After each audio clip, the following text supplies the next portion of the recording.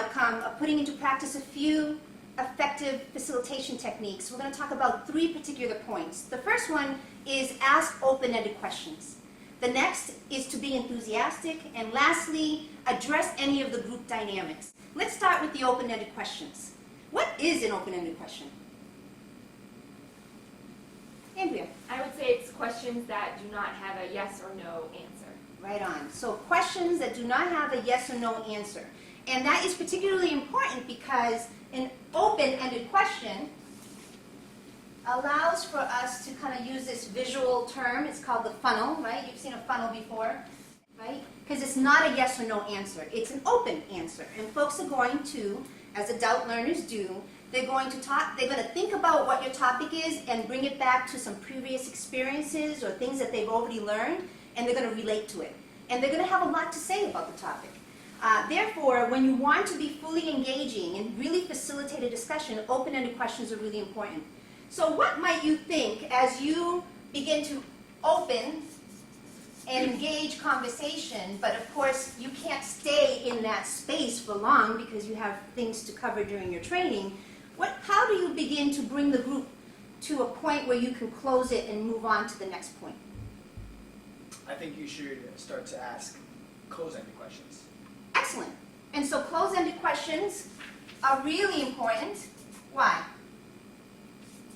Because then you're getting that yes or no that you might have been wanting originally. Right on.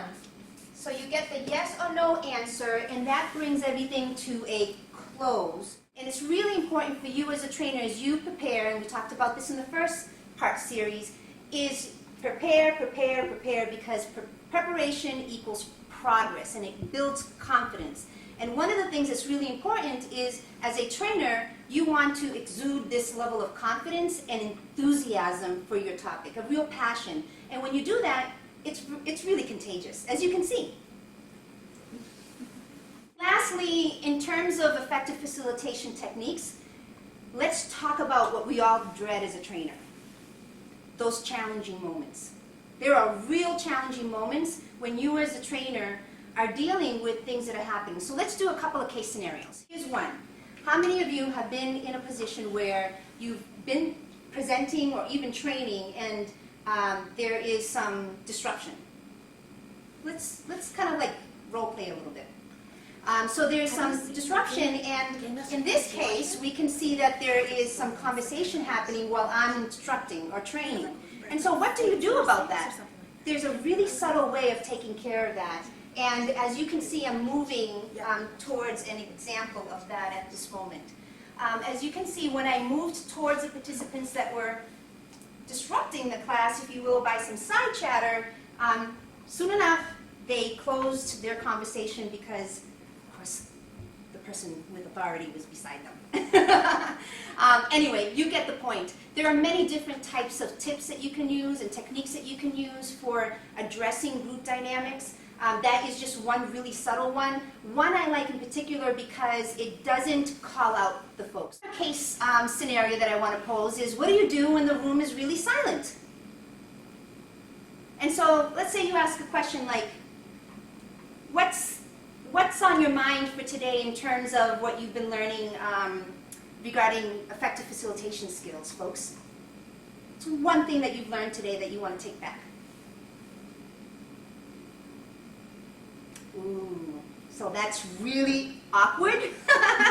And silence can be awkward. It can work for you and it can work against you. So why not, as a trainer, ask people to pair share, right?